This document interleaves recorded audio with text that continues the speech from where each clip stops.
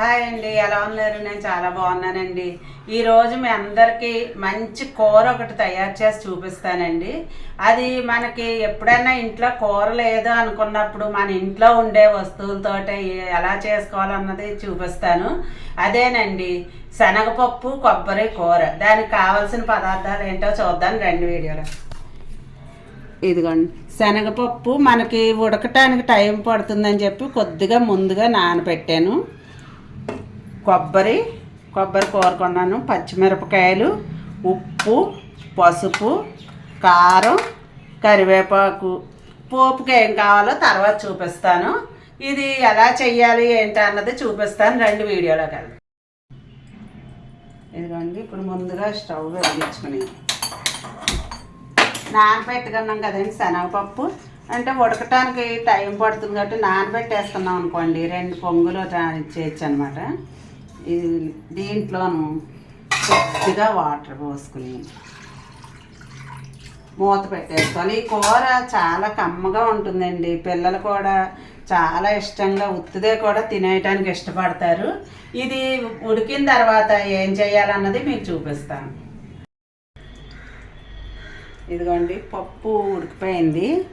దీన్ని ఇలా వార్చేసాను, నీళ్ళు లేకుండా చక్కగా ఆరిపోయినట్టుంది. మరీ మెత్తగా కాకుండా ఇలాగ మొక్క పదును కన్నా అలా అంటే చితికేలాగా ఉడికించుకోవాలి. కూరకు మాత్రం ఎప్పుడు అలా ఉడికించుకోవాలి. ఇప్పుడు స్టవ్ వెలిగించుకుని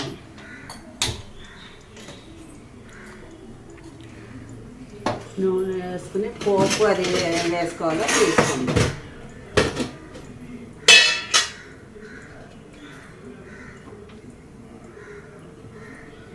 పప్పు ఉడకని మూకుడు కదండి, తడి ఉంటుంది. అందుకని కొంచెం తడి ఆరిన తర్వాత కొద్దిగా ఆయిల్ వేసుకోవాలి. పోపుకి సరిపడినంత ఆయిల్ వేసుకుని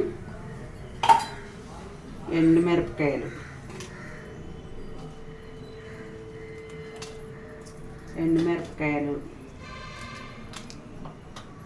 తర్వాత మినప్పప్పు.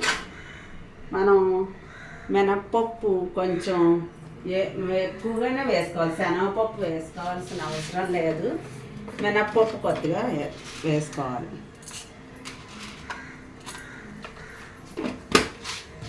ఆవాలు.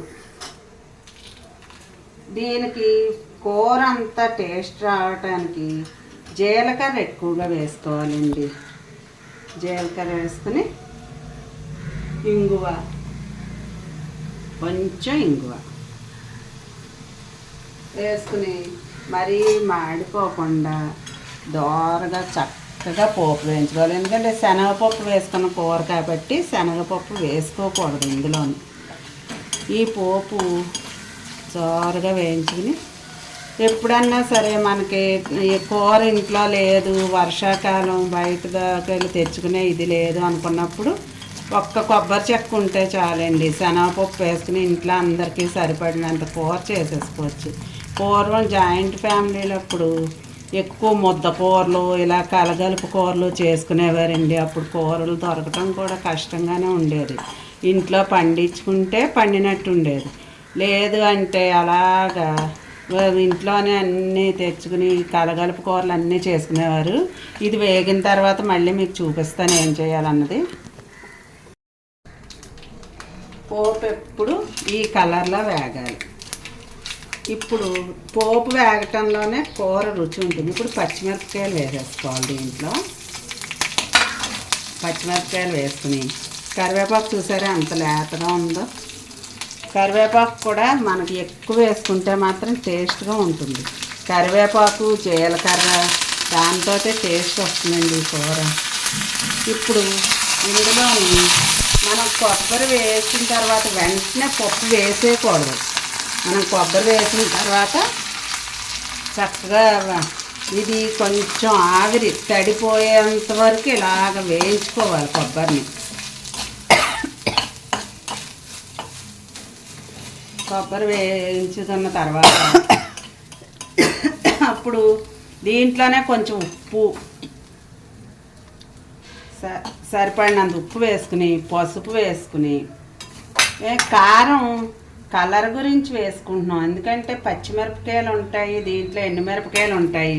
అందుకని కారం వేసుకుని ఇప్పుడు ఇది కొబ్బరి కూడా దగ్గరికి వేగిపోయింది. ఈ పప్పు వేసేసుకోవటమే.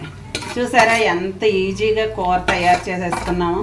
చాలా సులువుగా కూర తయారు చేసుకోవచ్చండి. మనం పచ్చిపప్పు పెట్టుకున్నాం అనుకోండి టైం పడుతుంది. అదే నానబెట్టుకున్నాం కాబట్టి తొందరగా పప్పు కూడా ఉడికిపోయింది. అలా మనకి ఎవరైనా వచ్చినప్పుడు ఎక్కువ కూర ఇలా చేసుకోవచ్చు అనమాట. మనం ఈజీగా చేసేసుకున్నాం. ఇంతేనండి, కొబ్బరి శనగపప్పు కూర తయారైపోయింది. ఇదిగోండి, మీ అందరి కోసం శనగపప్పు కొబ్బరి కూర తయారు చేశాను. చాలా కమ్మగా ఉంటుందండి కొబ్బరిను శనగపప్పు కాబట్టి. ఇది పూర్వకాలం నుంచి కూడా ఉన్న వంటేనండి. ఈ కూర చాలామంది వారానికి 2 సార్లు చేసుకునేవారండి. ఇది వరకు పూర్వం చాలామంది ఇళ్లల్లో శనగపప్పు కొబ్బరి అంటే పెద్ద గొప్పగా చేసుకునేవారండి ఆ రోజుల్లోనూ. పిల్లలు కూడా చాలా ఇష్టంగా తింటారు. పిల్లలు ఒకవేళ అన్నంలో తినలేకపోతే కనుక కప్పులో వేసి ఇచ్చినా కూడా చాలా ఇష్టంగా తింటారండి. ఉత్తుకూర తినేయచ్చు. కొంచెం నెయ్యి వేసి తీసుకొని తిన్నారనుకోండి పిల్లలకు కూడా చాలా బలం. కొబ్బరి కూడా ఇప్పుడు అందరూ మోకాళ్ళ నొప్పులు, నడుము నొప్పులు అంటే కొబ్బరి కూడా ఎక్కువ తినమంటున్నారు కదండి. అందరూ దీంట్లో కొబ్బరి ఉంది, శనగపప్పు కమ్మదనం ఉంది. నేను చెప్పిన విధంగా తయారు చేసుకుని మీ ఇంట్లో అందరూ తిని ఆనందించండి. ఈ వీడియో కనుక మీకు నచ్చితే లైక్ చేయండి, షేర్ చేయండి, కామెంట్ చేయండి. నా ఛానల్ తప్పకుండా సబ్స్క్రైబ్ చేసుకోండి. మరిన్ని వంటకాలతో మీ ముందుకు వస్తాను. బాయ్.